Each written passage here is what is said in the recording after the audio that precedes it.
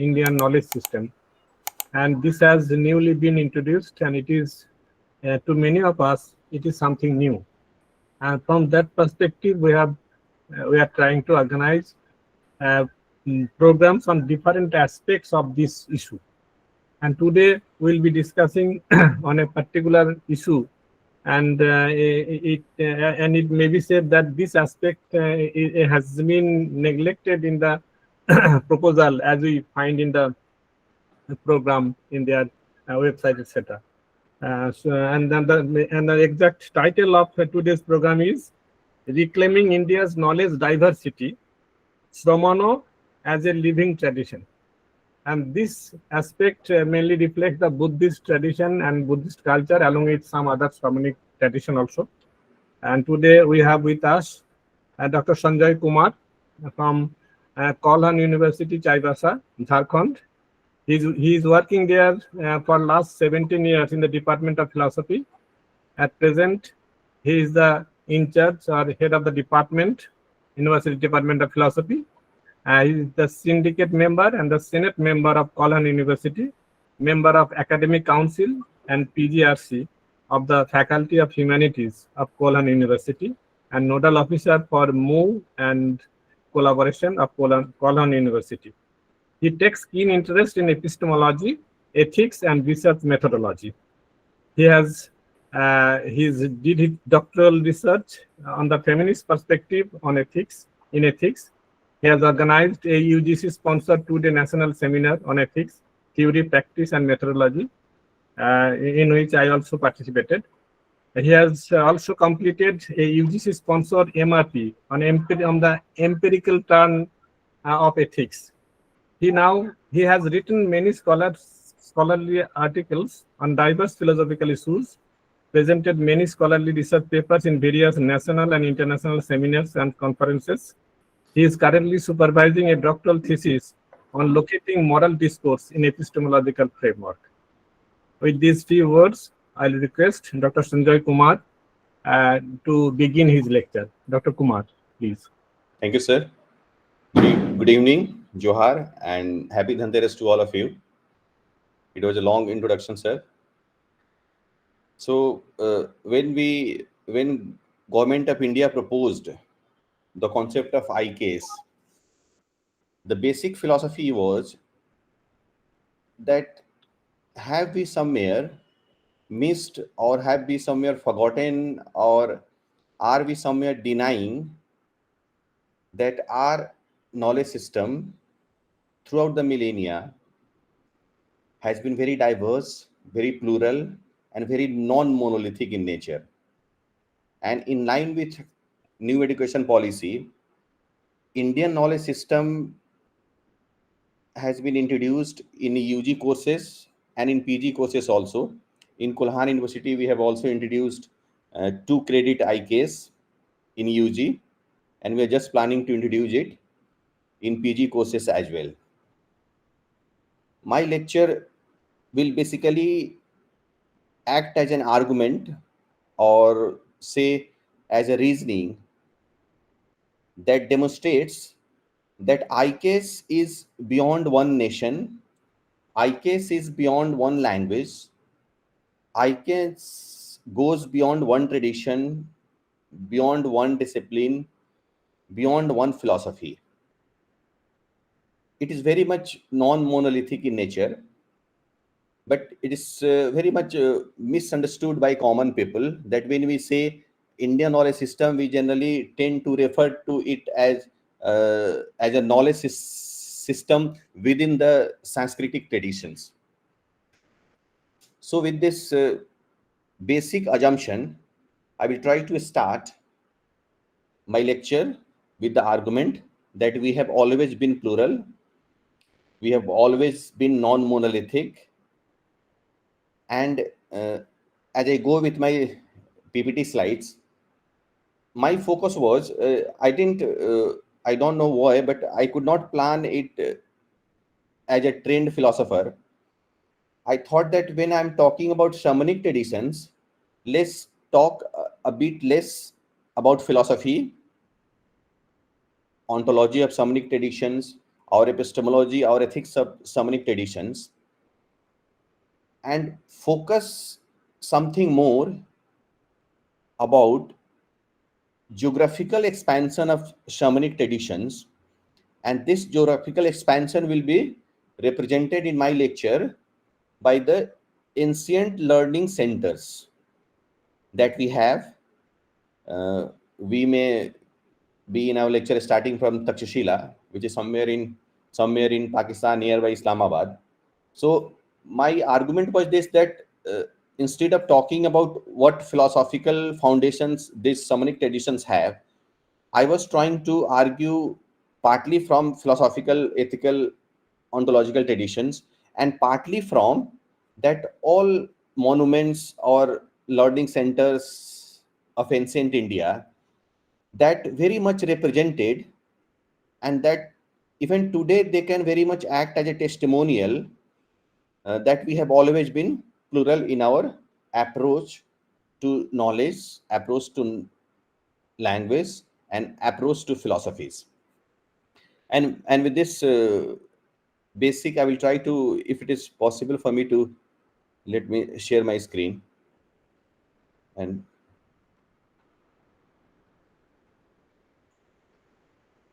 if it is visible to,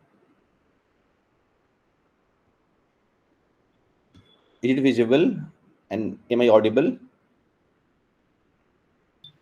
Yes, Yes, you sir. are It is. visible and audible. No problem. Okay, thank you, Go sir. on. Thank you. Now, one thing is this, that when I say that I am reclaiming this topic, very much attests the idea that we always had something, or we always had something in our culture, in our traditions, that was very much diverse in nature. And when I talk about India, in my definition of India, I often see that when we say India or Indian, we generally try to, or generally intend to go back to some 1,000 or 2,000 or 3,000 years back to the before Christ era. But my understanding of India is very much holistic in nature. That it, when I say India, India means ancient, medieval, and modern also. And I somewhere doubt that why Sikhism cannot be under this IK system. I doubt that why this Urdu language, and why even very much English language. How can we deny that English is not an Indian thing? So when I say that Indian knowledge system, my argument is that when we say India, India is itself a very diverse notion. And under this, I will try to just let me show my first slide. That when I say IKs refers to the indigenous intellectual, cultural, and scientific traditions of Indian subcontinent that evolved over millennia. So when I say IKs, it's not merely about science or music. See, for example, in our Kolhan University, under IK system, we have introduced one component on tribal philosophy. And under that tribal philosophy, we have incorporated some topics from tribal music, from tribal medicine as well. So what I'm saying, that when I called IKS is not only about Ayurveda. IKS is only about uh, also about tribal medicines, tribal way of living, or we can say that anything that somehow something culturally significant, intellectually significant occurred in past 3,000 years in this entire Indian subcontinent. So I would like to argue that IKS is a plural, dialogical, critical, and dynamic body of knowledge that can encompass philosophical and metaphysical thought also, logic and epistemology, very much earlier in if we talk of other civilizations, and it also talks about ethical way of living. Now, if you could all remind that the very origin of philosophy is somewhere can be traced or can be reduced to the very one basic question, that how to live a good life. So our Indian knowledge system has always been guiding us, escorting us to a good life, to a moral life. IKS can incorporate linguistics and grammar. Ashtadhyayi is a fantastic example. Mathematics, astrology, medicine, and environmental knowledge. It can also incorporate arts, architecture, governance, ethics, and pedagogy. So when we try to introduce this IKS in our university, it was basically misunderstood as a philosophy thing. Means IK is altogether philosophical thing. But when we designed the syllabus, we try to incorporate many disciplines into it. We have metallurgy in it. We have mathematics. We have astrology, astronomy, everything. Now, right from ancient India or ancient subcontinent occurrences, we can conclude somewhere that the entire knowledge system or knowledge traditions, knowledge thoughts were streamed along two rivers. One could be called Vedic traditions, Orthodox traditions, or Astika traditions, that basically indicates that one who has faith or belief in Vedic scriptures. And one is called Shamanic traditions. It is also called heterodox tradition. Our Nastika tradition means they do not admit the validity of Vedic texts. Now, just as it is Dhanteras, and I was trying to reduce my lecture to just 40 and 50 minutes, I try to just created a table for us just to summarize the basic things or basic thoughts of Vedic and Shamanic traditions. As it is visible in the map, Brahmanic and Vedic traditions have core texts like Vedas, basically four Vedas, Upanishads, Sutras, Aranyakas, and Smritis, and even different Puranas also. But this Shamanic tradition, they do not admit that Vedas are authentic source of knowledge. Though they have their own texts, but they deny the authority of Veda. The text could be somewhere seen as some important philosophical schools like Vedanta, Sankhya, Nyaya, Mimamsa. And when I say Vedic, means Vedic does not mean that Vedic is always atheistic traditions. Even philosophies that accept the authority of Veda, and they strongly deny the existence of a deity or existence of any divine god or entity. In our Shamanic traditions, we could have example of Buddhism, Jainism, Ajivak or Ajivikism, and Charvaka philosophy. So these all four schools, but primarily, as Pal sir said, primarily Buddhism and Jainism. The language of Vedic or Brahmanical tradition is primarily Sanskrit, and for Shamanic traditions or philosophies, it could be Pali, Prakrit, and Sanskrit also. For example, we have some text in Jainism which are very much written in Sanskrit. Now, the mode of transmission of knowledge or the mode of creation of new knowledge. In Vedic tradition, the knowledge was transmitted or the new knowledge was created in the Gurukula or Ashrama system, or in temple learning, that you can say somewhere in North India and South India as well. But in Shamanic traditions, it was monastic university called Mahavihara or ascetic orders that were responsible for transmission of knowledge or the creation of new knowledge or research on any discipline. The epistemology of Vedic tradition strongly recommends Shabda, verbal testimony, as the one of the most important sources of knowledge.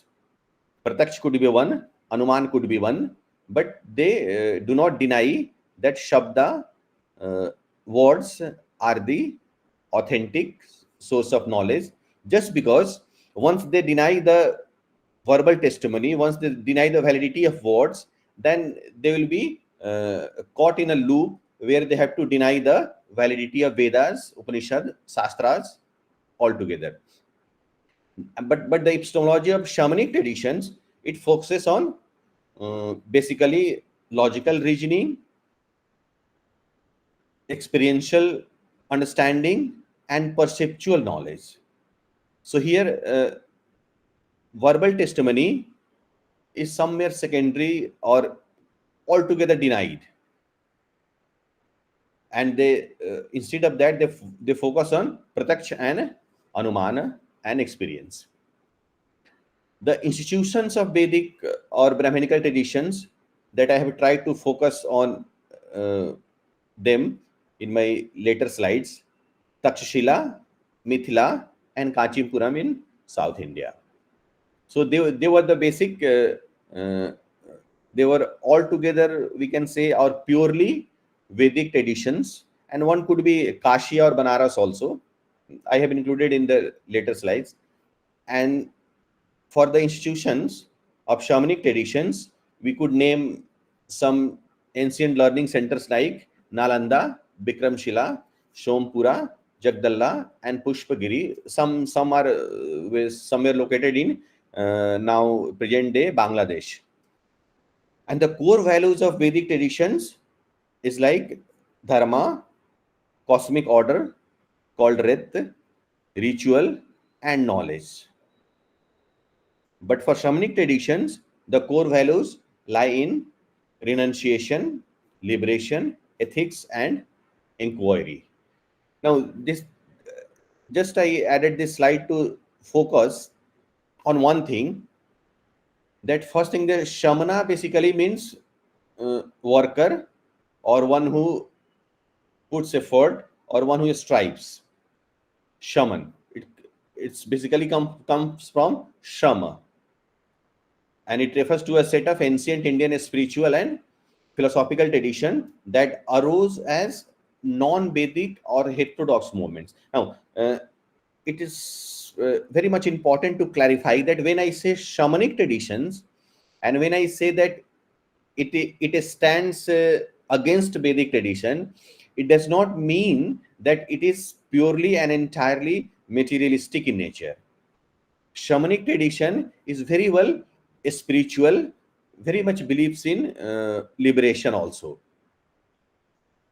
And shamanic tradition is a living and evolving intellectual traditions that I have tried to mention three regions that why this shamanic traditions emerged or flourished.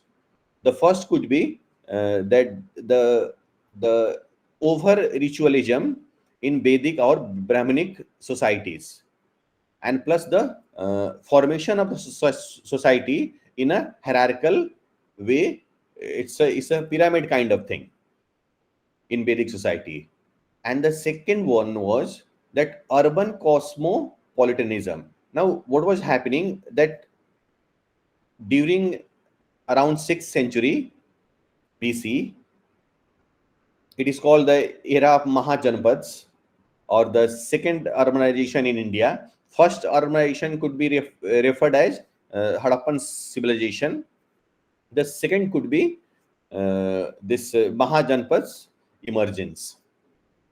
So the second region is the cosmopolitanism, or you can say that sudden cosmopolitanism, where people were unsatisfied with the way of life or the rituals that were offered by Vedic traditions, and plus the search for the inner or inner inner consciousness or inner liberation, or called moksha.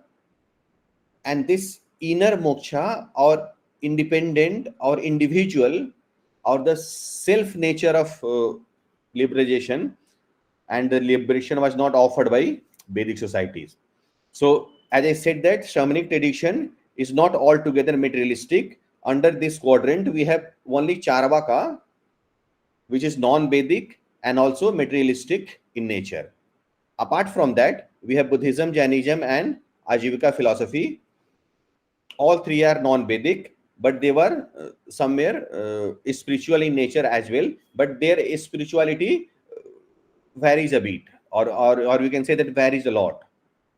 For example, the spiritualism of Ajivikism could be altogether different from the spiritualism of Jainism. And then why we need the integration of shamanic thought into broader Indian knowledge system. Now, it is because of this, if you could imagine a time, particularly in ancient era, where there were no shamanic traditions or there were no shamanic philosophies. So, in that scenario, that philosophical debate,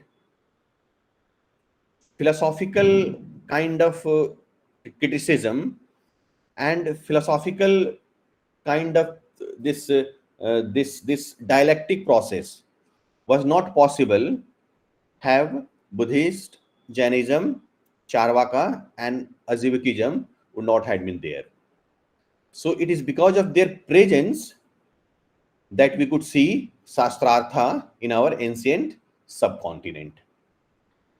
And this is, yes, the first thing. And the second important thing is that institutional development. Under Buddhism,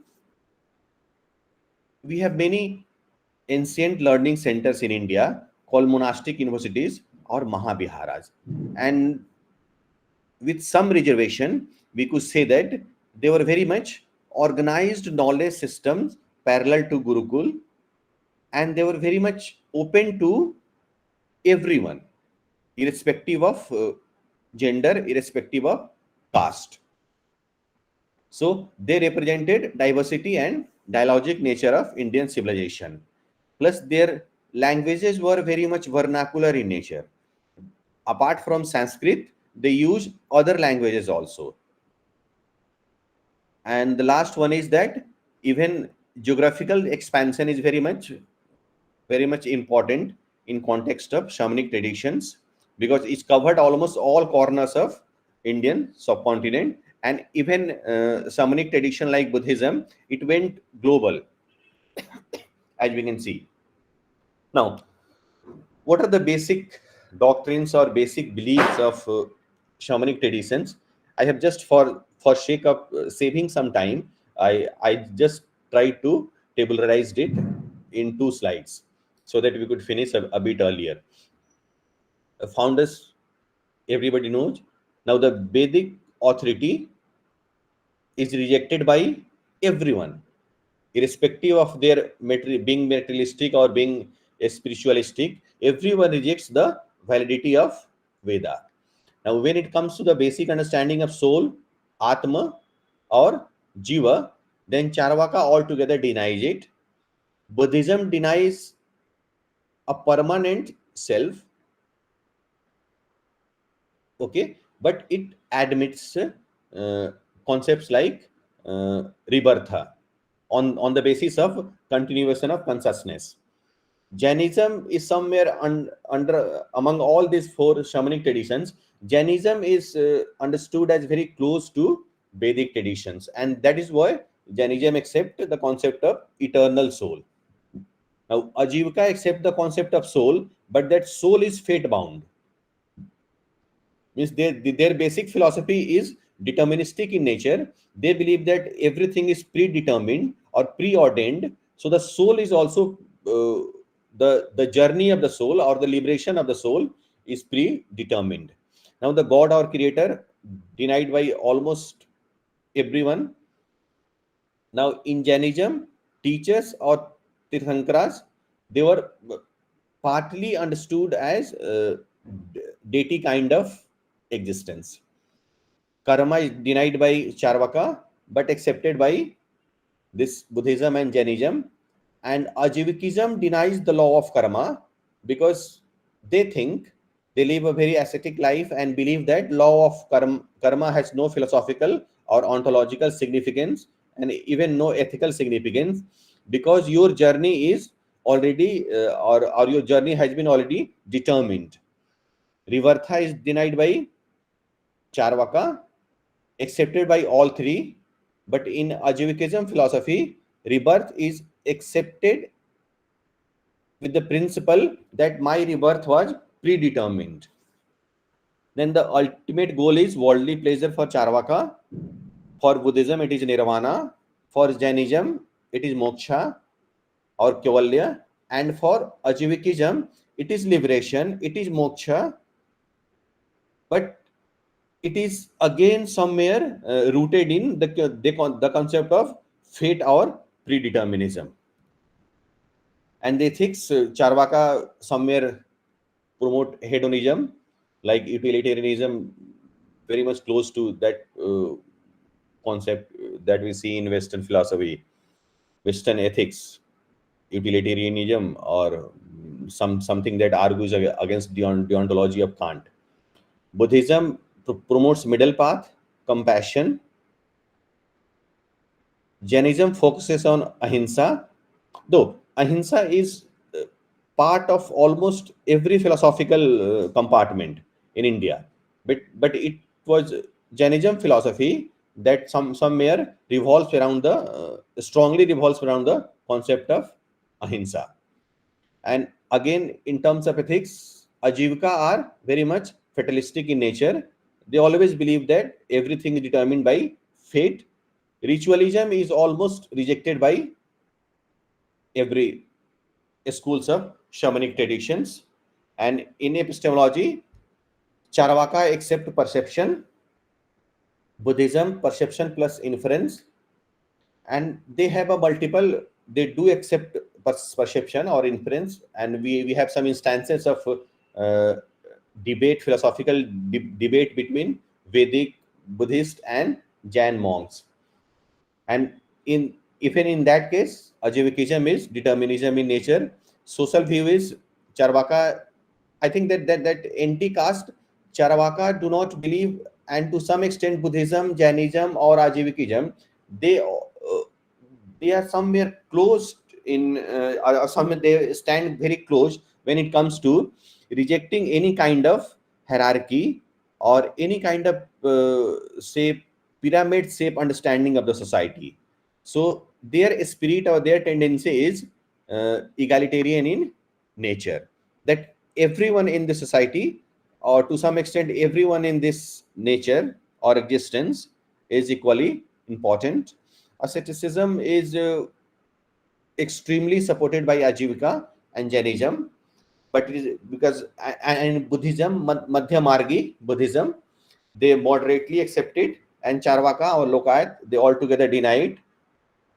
Charvak, they do not have text preserved in critics. They do not have any text in our present day times, but their references somewhere emerge in Buddhist, Jain, or Vedic traditions.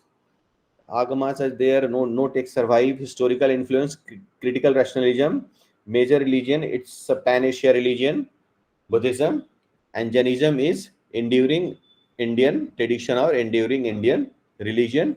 And Ajivika almost declined very much before the dawn of the uh, middle middle history. Now, just to understand this epistemological or reasoning landscape of this entire shamanic system, I have tried to choose two concepts, or we can say that two expressions or two doctrines of Buddhist philosophy, and that can very much tell us about what kind of epistemology or what kind of reasoning or what kind of this syllogistic reasoning, or what kind of altogether understanding they have when it came to ontology or epistemology or ethics also. And these two concepts are ehi passiko. Ehipasiko is a Pali word. I have just mentioned it in Devanagari or Hindi.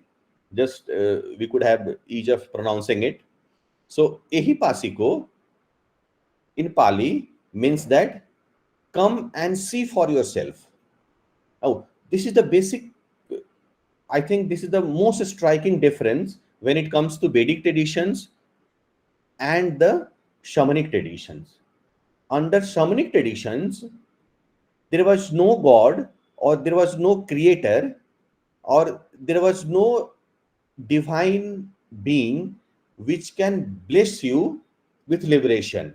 We can bless you for knowledge. Which can bless you for enlightenment. They taught that if you want to know it, if you want to get enlightened, if you want to understand anything, that come and see for yourself. So in their system, experience was very much important, or direct understanding was very much important. It shows the epistemological openness of Buddhist thought, learning through experience and inquiry, and not dogma. Encourages critical thinking. Anyone can come and see, regardless of caste, gender, or background. And when we say that anybody can come and see, it means that we are somewhere grounding our philosophy in this egalitarian spirit. It makes the Dhamma universal and accessible, a key factor in its global spirit. This principle invites personal investigation and experience of truth rather than blind faith. And with this, that Buddhism or other shamanic traditions, they try to overcome religious dogmas or social superstitions.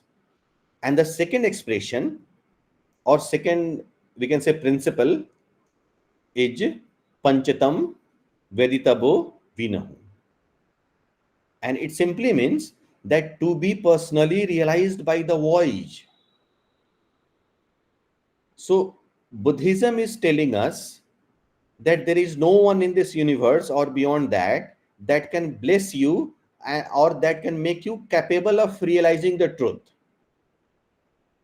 It depends on your efforts, it depends on your striving, and it has to be realized very much personally. That on this journey of liberation, or on the journey of acquiring deeper knowledge, deeper understanding, deeper enlightenment, you are very much personal, you are very much individual, you are very much alone. So it could be individually or personally acquired, but with acquired by the only wise people. Wise people means that the person who has basic understanding of doctrines, or basic understanding of philosophies. So the person who has been wise can personally realize a greater truth. It encourages individual verification rather than collective or institutional dependence. It underlines the inner transformative nature of realization. No one can give enlightenment to others. This philosophy is somewhere even today endorsed or recommended by Hinayana Buddhism, that no one can offer you or give you enlightenment. So stop performing ritualistic works. Rituals will not save you. It is you who has to work for your realization. It fits within the broader shamanic epistemology of direct experience, pratyaksh or pachakka. It reflects a core epistemic principle of Buddhist philosophy. Knowledge must be experienced to be meaningful, aligns with the rational empirical orientation of shamanic traditions. Strengthens the egalitarian spirit. Anyone with sincere practice can realize the truth. Now, with this, I will just, at the beginning, as I said that I have tried in my lecture to focus on some ancient learning centers also. So, if it is visible to you all, we can say that if we spare Takshashila and Vallabhi, and down south Nagarjun Konda and Kanchipuram, that all centers are somewhere located within the span of say 1000 kilometers. We have Sompura and Jagdal in in present day Bangladesh, and Bikramshila, Nalanda, Odantpuri, Banaras and Kasi, very much close to areas of West Bengal, Bihar and Uttar Pradesh. So in my next two slides, I have tried to describe their basic location and what they actually stood for, whether they were Vedic in nature or whether they were plural and diverse. So ancient learning centers in North India and West India, or we can say that North and West Indian subcontinent. So we have Takshashila nearby Islamabad. Okay, it was a mixed. It has a mixed characteristic. It was Vedic and Shamanic and Buddhist also. Okay, it flourished in around 5th century BC. One of the earliest centers of higher learning, I think, in the world. It promoted plural curriculum, Vedas, medicine, archery, astrology, and others as well. And it was very much attacked by our foreign invaders also. Nalanda is there, also attacked by foreign invaders. It is located in Bihara.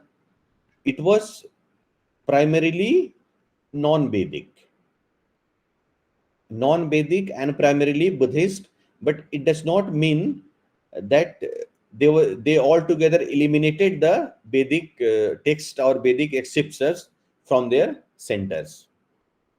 So it is the major Mahaviharas, residential university, Buddhist and secular study and globally renowned. We have Bikramshila in Bihar also. It is also non-Vedic and primarily Buddhist in nature, flourished around 8th to 12th century BC, and it advanced Buddhist studies, Tantric and logic and epistemology. It was contemporary to Nalanda. So basically Nalanda and Bikramshila, they were all together similar or identical in terms of their basic core philosophies. We have Odantpuri. It is also in Bihar, not that famous. It was also Buddhist in nature. Now, this all centers were very much patronized by the Magadha Empire. So that's why because Magadha Empire is spread around present-day Bihar and UP.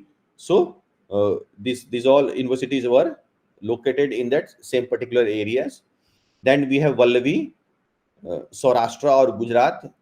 It was also non-Vedic plus secular in nature as well, known for administration, law, Buddhist philosophy, key Western centers. And Vallavi is perhaps that in present day Gujarat, it was the most ancient university in Gujarat and perhaps the first one in Gujarat. Then we have Mithila University or Mithila Centers of Learning, and it still continues under this, and its nature was very much Vedic and Brahmanical. Darbhanga, Madhubani area, it's particularly the northern eastern part of Bihar.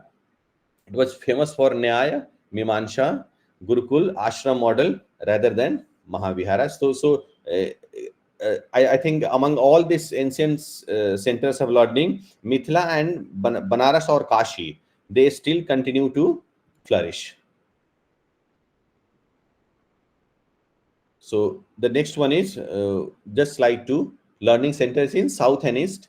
We have Banarasa, primarily or purely Vedic and Brahmanical in nature from ancient India, and still continues hub for Vedic learning, Vedanta, grammar, rituals, enduring Guru Shishya tradition, which is very much still visible in our modern day universities in this city of Banarasa. Now, Sompura Mahavihara, it is located in present day Bangladesh. It was non-Vedic, primarily Buddhist, but secular in nature. It was a large vihara. It has been recognized by UNESCO as a heritage center. Then we have Jagdal in present day Bangladesh also. it is also almost purely Buddhist center. Vajrayan was the focus of that center, part of 5 Maha Viharas network. We have Pushpagiri, almost same characteristics. And then Nagarjun Konda and Kanchipuram in South India, they were also, the first one was non-Vedic, and the Kanchipuram is Vedic, Buddhist, and Jain all together blended. So in this now in Kanchipuram we see a temple ghatika model, means the learning and research, means transmission of knowledge and creation of knowledge within the premise of a temple. It was a major Tamil learning center. Okay, so I think with this I shall come to the conclusion that shamanic tradition is not a relic of the past, but a living, breathing, evolving tradition reminding us of compassion, inquiry, critical thinking, plurality, and diversity. Shamanic traditions offer intellectual resources for a sustainable, ethical, and plural modern world. It connects past wisdom with present needs, and that creates a living knowledge system, not just a heritage. Shamanic traditions encourage evidence-based reasoning relevant to present day scientific research methodology or critical thinking. They encounter religious dogma and superstition in our society. They provide a philosophical grounding for secularism and rational inquiry in public sphere. And as a final word, I can just say that IKs, along with shamanic traditions, and include in that all folk, our tribal understanding, tribal learning, tribal knowledge system, they all shall be positioned as a reservoir of practical wisdom for contemporary challenges. IKS as an umbrella of indigenous knowledge streams, and under this we could have Vedic, shamanic, folk, scientific, artistic, everything. And with this comprehensive understanding of IKs that goes beyond one nation, that goes beyond one language or one tradition, one philosophy, one discipline, this understanding of IKs with all its diversity can guide us in this present day chaotic and fractured world. It covers very diversities over the entire Indian subcontinent. So with this, I would like to just put up what I said at the earlier, that when we say Indian knowledge system, that India in Indian is not only this political boundary of India. It goes beyond that. It covers entire Indian subcontinent. And plus, when we say knowledge, knowledge is not one school, one philosophy, one tradition. It has uh, it has monolithic approach towards basic understanding of life. With this, I will say thank you.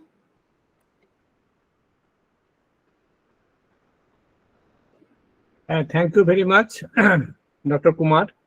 You have very rightfully analyzed the left part of Indian knowledge system and how far is it important. And from that perspective, the lecture is very encouraging, and I will request you to make a write-up so that we can publish this type of thing in some journal. Because this aspect should be clearly stated and contended that this very important aspect, that is rationality, scienticity, and Yes. all these secularism, all the positive pluralistic ideas we are getting from this type of this Śramaṇic tradition, and this should be encouraged, and so that we can have a really that is Swannirbhar Bharat, or if I say that Bharat will be the Sarvashrestha Bharat, Yes. whatever you may call it. You cannot ignore this aspect of Indian culture. With this few introduction, I will request our participant, if they have anything to say or anything to add or any query on the lecture of Sanjay. We have only 12 minutes for this.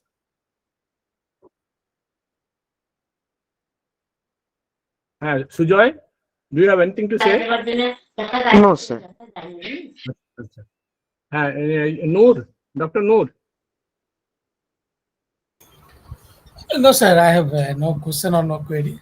Very interesting and very nicely presenting his topic. Very informative. Thank you, sir. Yeah, Buddhadev is working on this particular aspect. Buddhadev Gorai. Do you make some comment? Thank you, sir. I have no question, but very interesting lecture this session. I am very enriched this lecture. And Thank you, sir. Thank you. I have no question. He has already written 2 books, one in Bengali and another in English, on Indian knowledge system. So we like to have this type of include this aspect of Indian knowledge system also.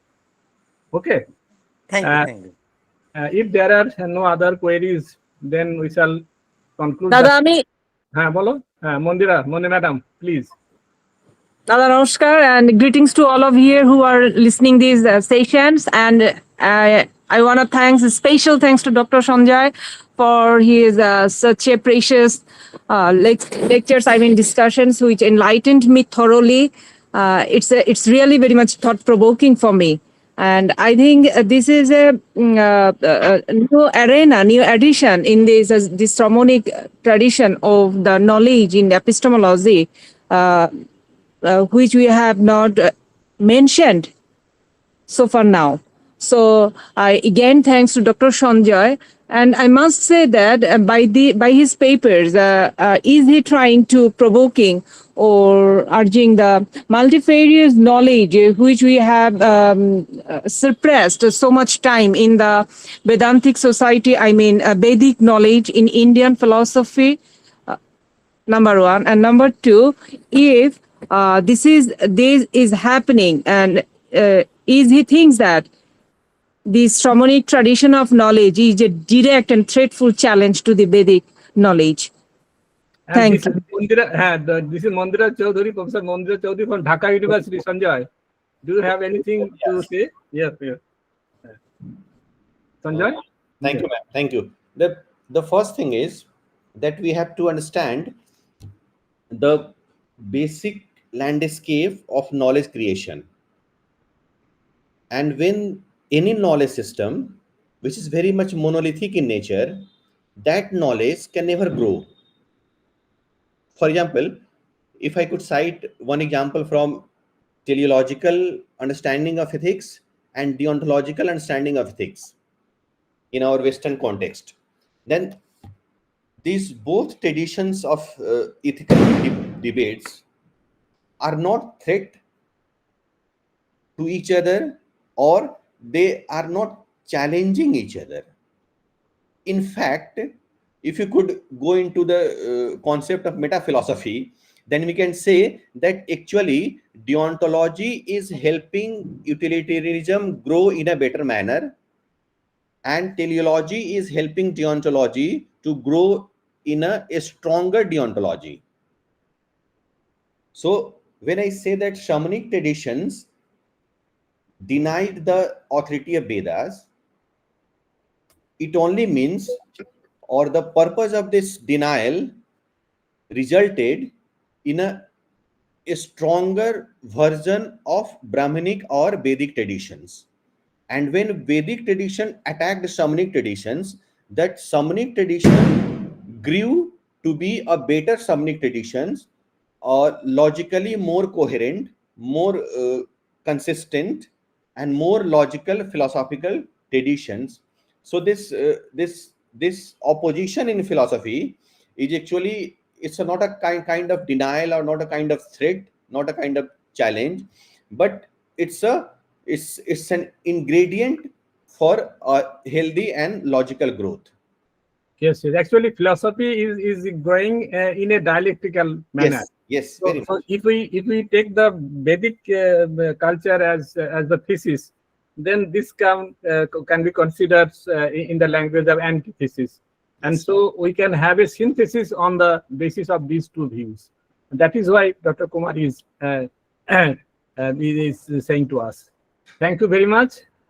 Now we shall conclude the session because we have Dhanteras today, and Dr. Kumar will be accompanying his sons and daughters to the market. Thank you very much, Dr. Kumar.